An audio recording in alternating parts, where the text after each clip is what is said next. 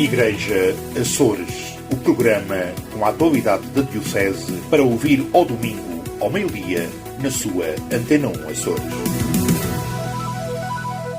Olá, seja muito bem-vindo a mais uma edição do Igreja Açores. Neste Dia Mundial dos Pobres, o nosso convidado do espaço de entrevista é o Padre Marco Gomes, assistente da Caritas Diocesana. Mas antes disso, vamos atualizar a informação da Diocese Açoriana. A 30ª Semana Bíblica de São Miguel decorre de 17 a 20 de novembro com o tema Palavras de Esperança. Antigo e Novo Testamentos em debate no Salão Paroquial do Santíssimo Salvador do Mundo, na Ribeirinha da Ribeira Grande. Um dos convidados é o Padre Francisco Ruivo, da Diocese de Santarém. A grande figura da esperança é, de facto, Jesus. Ponto final. A cruz é também uma figura de esperança.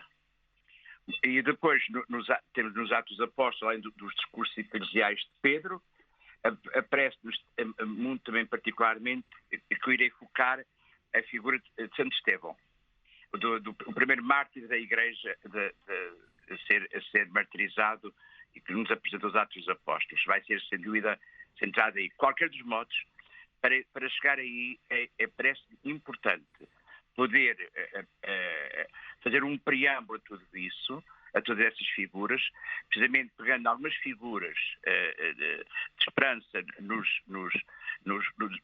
sinóticos, a partir dos milagres, perceber um bocadinho como é que as parábolas também são elas sinal de esperança, portanto, como há naquele grande leque de parábolas, nós iremos pegar numa ou duas só, porque não temos tempo para mais, que deve calcular, e portanto será com preâmbulo as parábolas e os milagres, e depois centrar-nos numa segunda parte nessa figura, da figura de Jesus, as figuras bíblicas da própria ressurreição, que são também de grande relevância de esperança, até pelo imprevisto, de facto, para as mulheres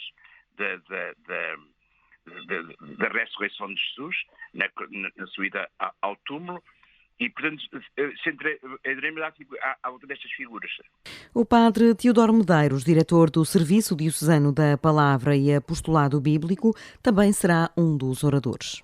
No que diz respeito ao Antigo Testamento, vou citar um livro muito importante sobre a esperança, que é o livro de Job. É um livro muito conhecido. Job, o homem que era virtuoso e que perdeu tudo e que tem de perdendo tudo contra aquilo que eram as estipulações da sabedoria dos sábios da época. Ele manifesta a sua esperança, digamos, contra a esperança. Também aí, portanto, não me vou cingir apenas a Job, vamos estudar alguns salmos, vamos esclarecer algumas, ou vamos especificar que em alguns casos aquilo que se faz de leitura cristã do Antigo Testamento às vezes não é uma leitura muito exata para o primeiro sentido, o sentido que o texto bíblico tinha no seu tempo, e isso esclarecer, portanto, que há um desenvolvimento na mensagem bíblica, a teologia, a sabedoria não tem sempre os mesmos princípios, e também fazer este trabalho de esclarecimento, porque Antigo e Novo Testamento não são iguais, há uma evolução do Novo Testamento, aí é que podemos falar mesmo de cristianismo, e eu penso que esta perspectiva também é muito atual, muito necessária até, porque às vezes nas discussões religiosas, quando se fala sobre a Bíblia, mistura-se um pouco aquilo que nós como cristãos acreditamos, como Jesus é o centro, mas é também a plenitude, se quisermos uma intensificação da mensagem, e também é uma evolução. Portanto, há coisas no Antigo Testamento que estão superadas e é bom a gente esclarecer. Integrada no Ano Santo da Esperança, esta Semana Bíblica desafia os participantes a reencontrar nas Escrituras uma inspiração para enfrentar os desafios do presente com fé e confiança renovadas. O Serviço da Catequese da Ouvidoria de São Jorge vai ceder à Diocese materiais para uma caminhada do Advento. Ana Almeida, responsável pela catequese em São Jorge, explicou ao Igreja Açores em que assenta esta proposta. Bom, esta ideia surgiu, não foi assim há muito tempo. Nós tínhamos uma outra dinâmica pensada, mas não se encaixava muito bem nesta temática que estamos a viver neste primeiro ano do triênio. Então começou a surgir esta ideia. Portanto, esta ideia do caminho é um caminho que é para ser construído no Advento, mas também é um pouco uma metáfora da nossa vida. Portanto, é um caminho que se vai construindo e que de diferentes maneiras, diferentes modos, cada um com a sua experiência de vida, assim como também o caminho na catequese, que é proposto para a catequese, mas também é alargado às famílias, é para ser construído no Advento, cada um conforme as suas possibilidades. Portanto, não é um projeto estanque, é uma proposta que cada um agora vai realizar nas suas paróquias de diferentes maneiras. E o objetivo é que esta caminhada seja comunitária. A catequese não pode funcionar isolada da comunidade, cada vez mais a comunidade é responsável pela catequese, e então fica aqui a possibilidade e mesmo a nossa esperança que a comunidade também se junte à catequese e na construção desta dinâmica. Sob o lema Cristão, que dizes de ti mesmo, a campanha inspira-se no nome Via ou Caminho, o termo usado nos primeiros tempos da Igreja para designar os seguidores de Jesus. A proposta pretende ajudar crianças, jovens e famílias a viver o Advento como o tempo de preparação interior, de compromisso concreto e de redescoberta do sentido do Natal.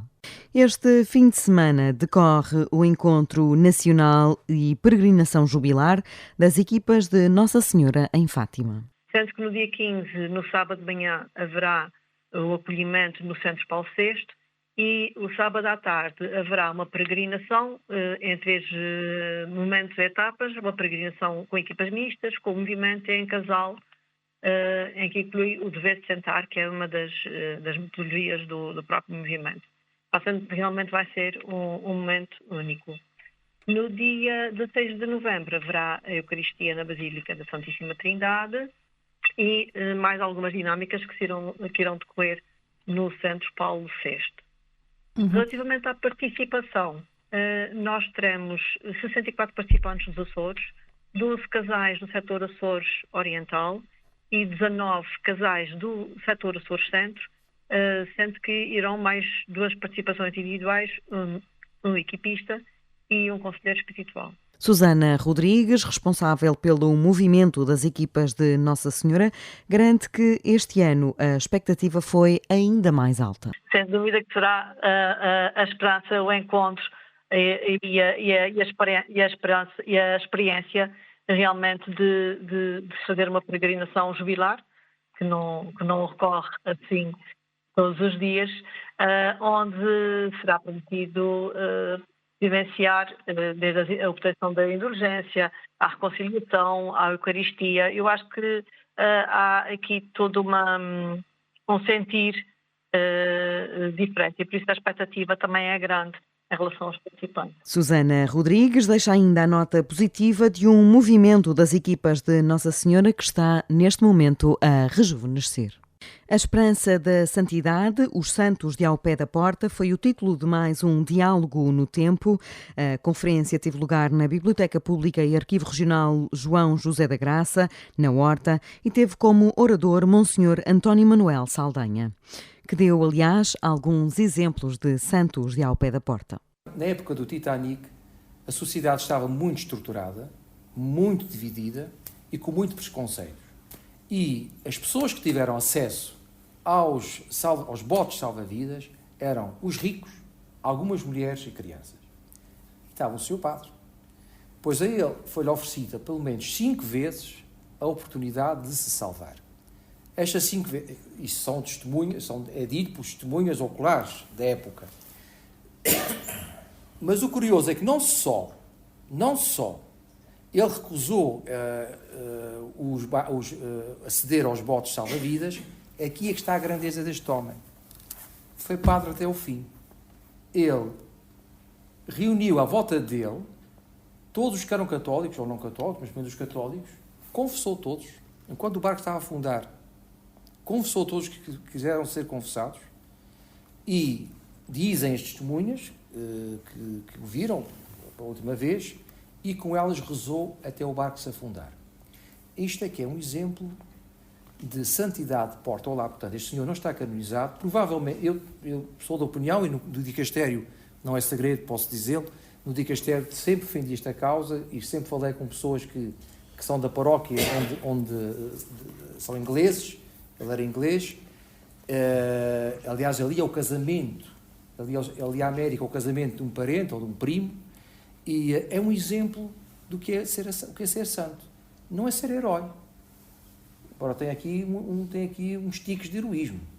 É ser de uma generosidade e de uma coerência com a sua maneira de pensar e com certos valores no qual ele acreditava e que, por consequência dessa coerência, morreu. O sacerdote diz que há agora uma nova categoria de santos inaugurada pelo Papa Francisco. Não é um mártir, porque não o mataram por ódio à fé. Entra, por exemplo, numa categoria nova, que o Papa Francisco aprovou também, que são, sempre dentro do nível dos santos canonizados, que são os que são canonizados pela oferta da sua vida. Quais são estes santos? É uma nova categoria de santos.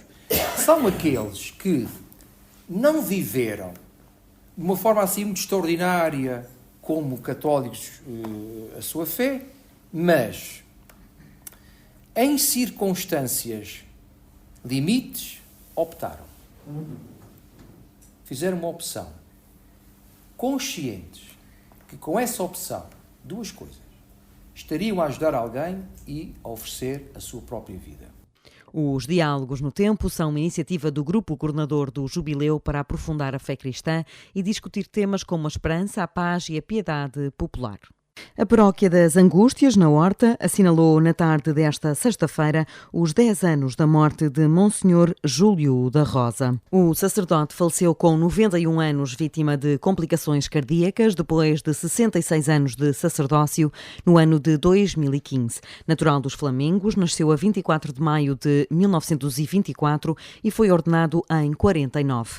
Nesse mesmo ano, ingressou na Igreja das Angústias, onde permaneceu ao serviço durante 62 anos. Falar de Monsenhor Júlio da Rosa é falar da história desta paróquia, desta ilha do Faial e da nossa diocese. Um sacerdote que marcou gerações de gerações, 60 anos, mais de 60 anos como pároco desta paróquia das Angústias e que revolucionou esta paróquia em várias dimensões. Começando jovem sacerdote com a juventude de então, depois com a cozinha paroquial, com a Casa dos Rapazes, com o escutismo, com os acólitos, um homem da cultura, tanto como professor no Liceu da Horta, como responsável pela criação do Museu de Arte Sacra, do Museu da Horta, um homem da história, um homem que de facto tinha sempre uma palavra amiga para aqueles que o visitavam, para aqueles que o abordavam. Um homem, um padre que marcou a história desta freguesia e desta ilha. O padre Marco Martinho garante que o sacerdote foi o seu pai espiritual. Sem dúvida, o Monsenhor da Rosa foi o meu mentor, o meu pai espiritual, posso assim dizer. Foi ele que me batizou, foi ele que me serviu nos todos os sacramentos e que me acompanhou também até o altar, apadrinhando a minha missa nova. Tive a graça de ser ele a vestir-me a minha casula. Por isso, é um homem, e que pregou na minha missa nova também, um homem que marcou também como sacerdote. E a minha vocação passa muito por aquilo que foi o exemplo, para aquilo que foi a oração, para aquilo que foi o Padre Júlio para mim, porque foi um homem que, de facto, olhando para ele, para aquilo que ele representava para esta sociedade, fez-me também querer ser padre, estar ao serviço deste povo, como ele esteve ao serviço deste povo ao longo de toda a sua vida sacerdotal. Monsenhor Júlio da Rosa foi agraciado com o grau de Comendador da Ordem do Infante Dom Henrique e Comendador da Ordem de Mérito. Em 2006 foi nomeado Monsenhor pelo Papa Bento XVI numa cerimónia coincidente com a inauguração da reconstruída Igreja das Angústias após o sismo de 1998. Uma década depois da sua morte, a comunidade faialense continua a celebrar o legado daquele que marcou gerações e cuja obra permanece viva na vida religiosa e cultural da ilha. Celebra-se este fim de semana a festa de Santa Cecília, padroeira dos músicos. A data é assinalada um pouco por toda a Diocese e no Faial decorre o Jubileu dos Músicos. No sábado decorreu o encontro de coros na Igreja de Nossa Senhora do Carmo e este domingo, pelas 17h15, acontece o desfile de filarmónicas, seguido de missa solene pelas 18 horas. Uma festa celebrada no Faial desde 1922, diz José Amorim Carvalho, um dos maiores mentores desta festa. O seu fundador foi o Dr. Francisco Garcia da Rosa, foi no ano de 1922, destacado pela Diocese de Angra para exercer o seu mundos na Horta como vigário da Paróquia da Matriz Santíssimo Salvador e ouvidor do Conselho. Tomou a iniciativa de juntar as capelas das 3 paróquias da cidade e alguns instrumentistas residentes para a interpretação da Missa a 3 vozes de Homem de Eduardo Segatini, assinalando assim o dia de Santa Cecília, 22 de novembro. A aderência a esta festa foi tal que, em 1955, o Monsenhor Pereira da Silva convidou as capelas de toda a ilha a integrar-se na festividade. O coro alto do velho templo dos jesuítas tornou-se então exíguo para albergar tantas vozes e os fiéis vinham com muita antecedência para tomar lugar na igreja. Em 1970, Monsenhor Freitas Fortuna alargou ainda a festa às 8 filarmónicas da ilha e que mantém, durante muitos anos, mantinha um espetáculo deslumbrante, desfilando pela cidade e no primeiro ano 300 músicos numa marcha feita propositadamente para o acontecimento pelo músico terceirense Manuel Coelho da Silva. José Amorim Carvalho garante que é o dia mais bonito para quem ama a música e fala dos protagonistas desta grande festa faialense. Recordando o passado, tinha eu 12 anos, quando pela primeira vez participei nos cânticos da Missa Santa Cecília. Cantava contralto na capela da paróquia de Castelo Branco, quando, com as minhas 2 colegas e algumas senhoras que já participavam nos coros da igreja, nos foi dada a oportunidade de cantarmos, mas só nos cânticos em português, do ofertório e da ação de graças. Porque a missa, como já foi dito, era a missa em latim de Eduardo Segatini. Mas para mim foi um prémio que tanto desejava, porque deu-me a hipótese de conhecer os melhores músicos desta ilha ligados a esta festa. São eles Ricardo Ventura, Xavier Simaria, João Ramos, Manuel Gaudêncio, Nestor Vulcão, Júlio de Andrade, Thieres de Lemos, Franklin Dutra, Alberto Vargas, Manuel Pinheiro, Mariano Madruga e outros que não consigo lembrar-me. Mas o grande organizador desta festa, durante muitos anos, foi o Sr. Thieres de Lemos, com quem havia de trabalhar mais tarde, após substituir o Sr. Alberto Vargas na regência da Filarmónica, Dom Nano Praense. Era ele a pessoa a quem os parques da Matriz entregavam confiadamente a organização da parte externa da festa. Já em outubro, começava a desenhar o programa, mandando imprimir o respectivo boletim que distribuíamos pela cidade e pedia aos condutores das caminhonetes das Farias que o distribuíssem em todos os estabelecimentos onde paravam para que toda a ilha tomasse conhecimento. Havia até quem se referisse a esta festa como a festa do Sr. Thieres. A festa de Santa Cecília comemora-se também na ouvidoria da povoação. As festas começaram na sexta-feira, 14 de novembro, com a formação A Música na Liturgia, orientada por Fábio Silveira. Teve lugar pelas 20 horas. Sábado, 15 de novembro, concerto ensemble musical com os sopranos Carmen Subica, Raquel Machado, contraltos Irmelinda Medeiros, Rita Andrade, com o tenor Nuno Muniz, barítono Fábio Silveira, piano e órgão com Ana Paula Andrade. Foi pelas 20h30. Este domingo, as comemorações continuam na povoação. Aqui na ouvidoria, portanto, estamos a terminar um ciclo de 3 dias em honra da padroeira Santa Cecília e termina com o ponto máximo, que é a Eucaristia em honra de Santa Cecília, que se celebra realmente na igreja no próximo dia 22, mas sendo um sábado e o domingo mais próximo, sendo Cristo Rei, teve de ser transferido para o domingo anterior. E então a Eucaristia reúne os agrupamentos musicais da ouvidoria. Foram convidadas as filarmónicas, os grupos folclóricos, a academia e os grupos corais paroquiais. As respostas foram conforme a disponibilidade de cada qual, e temos então a participação da Banda Filarmónica Marcial Troféu da Matriz da Povoação, o Grupo Folclórico de São Pedro da Lomba do Cavaleiro, a Academia Musical da Povoação e os grupos corais paroquiais das paróquias da Ouvidoria. Todos estes agrupamentos vão fazer parte integrante da Eucaristia de Santa Cecília, que decorre às 5 da tarde. Antes da missa haverá um pequeno desfile com a Filarmónica e o grupo folclórico, onde têm a oportunidade de nos brindar com um número fora da igreja antes de entrarem, e depois todos estes grupos vão fazer parte da animação litúrgica da celebração. Os grupos corais paroquiais, em conjunto, vão interpretar a maioria dos cânticos da missa, que estão a trabalhar ao longo de um mês nas suas paróquias, e esta semana comigo em conjunto na Matriz. Temos uma pequena orquestra que nos irá acompanhar, e a Filarmónica também vai interpretar um número, bem como a Academia Musical da Povoação e o grupo folclórico, que irá fazer parte também no momento de ofertório desta celebração. Após a celebração haverá um convívio com todos os músicos, porque à volta da mesa também é sempre uma oportunidade de se conviver e de tratar de assuntos importantes, e então assim também será connosco, iremos conviver como músicos, como pessoas que têm em comum estas coisas: a fé, a amizade e a música. Fábio Silveira a adiantar ao Igreja Açores as comemorações de Santa Cecília também na ouvidoria da povoação. Entre Vistas, com o padre Teodoro Medeiros. Esta semana damos um salto ao Japão para falarmos de Harakiri, Morte de um Samurai. Este título revelador pertence ao filme de Takashi Miike de 2011. Nele se conta a história de um samurai que pretende realizar o seppuku, o ritual suicida que no Ocidente é mais conhecido por Harakiri. Com esta premissa simples, desenrola-se uma fabulosa denúncia da decadência de toda a instituição.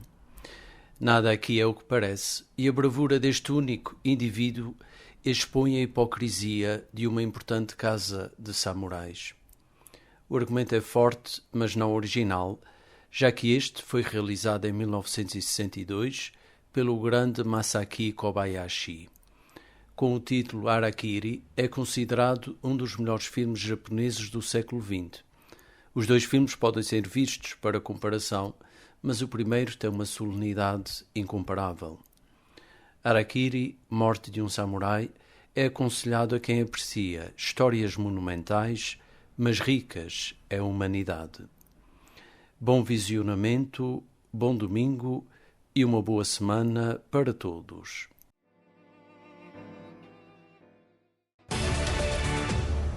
E neste espaço de entrevista, em Dia Mundial dos Pobres, Carmo Rodeia entrevista Marco Gomes, o assistente da Cáritas Diocesana, que alerta para as novas formas de pobreza nos Açores. Este domingo assinala-se o Dia Mundial dos Pobres, que pretende recordar às nossas comunidades que os pobres estão no centro de toda a ação pastoral, não só na sua dimensão caritativa, mas igualmente naquilo que a Igreja celebra e anuncia. Com o tema Tu és a minha esperança, do livro bíblico dos Salmos, o dia pretende destacar que os pobres não são um passatempo para a Igreja, mas alguns dos irmãos e das irmãs mais amadas.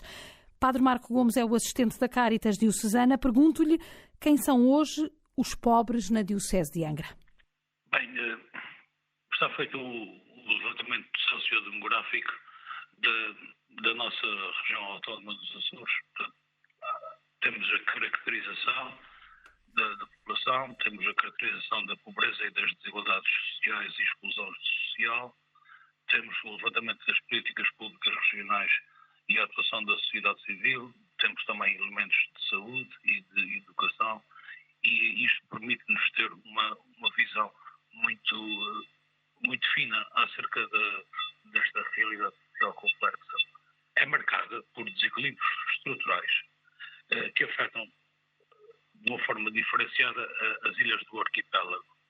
Há um processo de envelhecimento populacional que se acentua nas ilhas mais pequeninas, tem provavelmente a ver com a migração jovem e a baixa natalidade. A região dos Açores é a região do país com a maior proporção de população em risco de pobreza ou exclusão social, 28,4%. E estima-se que 38% das crianças açorianas nascem em agregados em situação de pobreza.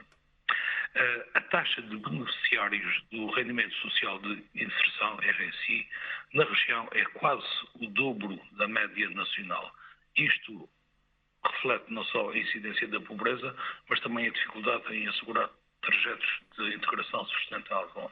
Tem mudado, tem verificado mudanças na pobreza e na exclusão social nos últimos anos? Ou seja, este corpo, este tecido humano tem variado? É um dado recente. Há assimetria na repartição da riqueza, no acesso a oportunidades, a dependência, as taxas de consumo de substâncias psicoativas, a escassez de acompanhamento da saúde mental, a violência doméstica, são dados crescentes. Outro elemento que também é nosso contemporâneo é o aumento da população sem abrigo. Não é, no entanto, nos Açores um caso de preocupação a percentagem de imigrantes entre as nossas populações. A precariedade laboral, a informalidade económica são sinais hoje em dia preocupantes de novas formas de pobreza. Uhum. Há pessoas ou famílias que continuam invisíveis aos serviços sociais e até se calhar à própria Igreja? Um dos aspectos que está sinalizado neste levantamento sociodemográfico é o aparecimento de uma nova faixa de população que tem muita dificuldade em fazer face aos seus encargos familiares, seja com a habitação, seja com os encargos do agregado familiar. Portanto, estamos perante um novo tipo de pobreza que não é sinalizado pelos mecanismos da segurança social do Estado e de uma região de previdência e que são acompanhados insuficientemente por redes informais de assistência e de caridade, nomeadamente através das IPSS e da ação da Igreja no terreno. Essa era uma pergunta que eu tinha para lhe fazer, que é justamente como é que a pastoral social, como é que a ação da Igreja pode chegar a quem não está devidamente sinalizado ou tem vergonha de pedir ajuda, porque há também aqui uma questão de vergonha que se prende não só pela dificuldade em si, mas muitas vezes por um certo sentimento de insucesso, porque as pessoas trabalham, porque as pessoas ambicionaram uma certa mobilidade social e tentaram, de facto, ter um padrão de vida diferente e depois foram atiradas para a pobreza de novo. Eu citava bem o nosso bispo. Ele diz: queremos mobilizar as forças vivas existentes no terreno para que a solidariedade seja um valor vivido de forma concreta em cada comunidade, através do apoio a quem se encontra vulnerável. Portanto, isto é inspirador. Para nós é insuportável que os Açores sejam classificados como a região mais pobre do país, sendo nós todos maioritariamente cristãos e católicos. A ideia é desenvolvermos 2 projetos na ação social da Igreja que tragam propostas de valor. O primeiro é a ativação de comunidades vivas, de forma a que se crie um modelo que seja capaz de dar resposta à emergência social local da comunidade, ao serviço das pessoas e em articulação com outros apoios existentes, incluindo a sua mobilização. Desta forma, procuremos garantir que as pessoas em situação de emergência encontrem resposta nas suas comunidades. Quer uma resposta imediata, quer no reencaminhamento para uma resposta adequada. Outro dos projetos, e são dois: primeiro, a ativação de comunidades vivas, a formação de líderes, o diagnóstico e a formação de líderes, a capacitação de voluntários. Outra tem a ver com a inclusão social. A ideia é criarmos uma jornada de reintegração social de públicos vulneráveis que inclua o acesso à rede de empregabilidade, um espaço que seja dedicado ao acolhimento e à formação. A ideia deste modelo de inclusão social é garantir a reabilitação de pessoas vulneráveis através de um modelo que promova a empregabilidade e a plena inclusão na sociedade. E para isso contam com recursos humanos e financeiros para poder efetivamente dar essa resposta social no terreno de forma imediata? Estes projetos pretendem rever a forma como a ação social da Igreja, nomeadamente através da Caritas, está no terreno. A ideia é termos respostas que estejam à altura das exigências do nosso tempo. Não é atirar dinheiro para cima da pobreza. É assumirmos que, como diz o Papa na mensagem para este Dia Mundial dos Pobres, a pobreza, os pobres não são um passatempo da Igreja. Portanto, a ideia é criar estas comunidades vivas, criarmos agentes no terreno, modelos e protocolos de ação de uma forma continuada e uniforme, isto não dependendo do voluntarismo desta ou daquela pessoa, não dependendo do voluntarismo deste ou daquele agente, mas que seja um modelo coordenado e eficaz na resposta concreta às situações, sejam elas situações que podem, em primeira instância, ser solucionadas na comunidade, seja através do reencaminhamento. Essa lógica, passando de uma lógica meramente assistencialista para uma lógica mais interventiva, mais de empoderamento social, exigirá necessariamente uma componente técnica grande. O que eu lhe pergunto é que papel têm as paróquias e os leigos neste projeto, ou nestes projetos? Nós estamos a começar este trabalho, e já o começámos, aliás, em junho, e a ideia é começarmos com uma ilha piloto.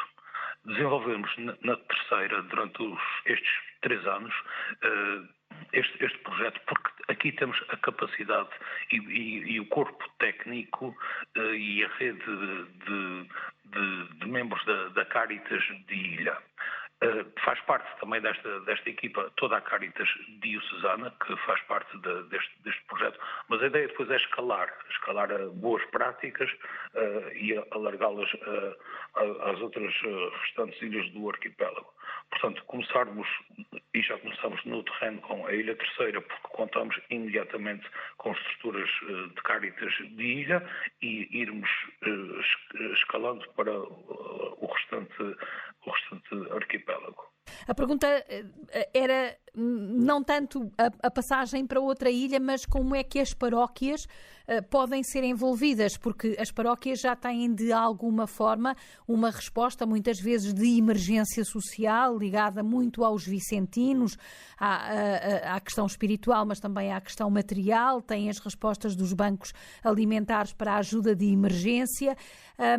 Pergunto-lhe como é que será feita e está a ser pensada, pelo menos, esta articulação entre a Caritas, que tem, de facto, já provas dadas também nesta ajuda de emergência, mas muito para além da ajuda de emergência, nomeadamente a Caritas da Ilha Terceira, com as paróquias da Ilha Terceira.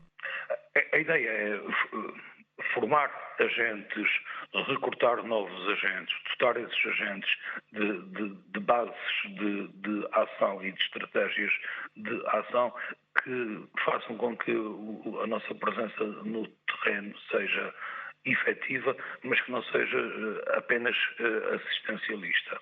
A ideia é isto, gerar a autonomização das pessoas, não tratá-los como não tratá-los como objetos ou como destinatários da nossa pastoral, mas escutarmos as suas necessidades e percebermos que eles são, como também recorda o Papa na sua mensagem, eles são protagonistas desta dimensão social da Igreja. Padre Marco, estamos no final da entrevista. Queria, no entanto, pedir-lhe que nos deixasse uma mensagem, sobretudo para este momento mais difícil, onde, por vezes, a desesperança tende a apoderar-se das pessoas que durante um mês trabalham e no mês seguinte não têm nem trabalho, nem comida para pôr no prato aos filhos. Nós trabalhamos porque pomos a nossa esperança no Deus vivo. E esta é a verdadeira esperança. O facto de haverem pessoas em situação de pobreza ou em risco de exclusão social ou no limiar da pobreza é para nós um sinal de esperança, porque neles nós podemos tocar no Evangelho vivo e neles nós podemos reconhecer que a nossa esperança não está apenas nas coisas materiais. Agora, isto torna-nos também responsáveis porque a caridade exige de nós esta capacidade de transformarmos esta cidade dos homens, a imagem da cidade de Deus. A existência de pobres é um sinal de esperança. Agora, a Igreja também tem que ser um sinal de esperança para os pobres. O alerta do padre Marco Gomes neste Dia Mundial dos Pobres, numa diocese e numa região que assinala uns índices muito elevados de pobreza. Por hoje é tudo, nós estamos de regresso no próximo domingo. Até lá. Igreja Açores, o programa com a atualidade da diocese para ouvir ao domingo, ao meio-dia, na sua Antena 1 Açores.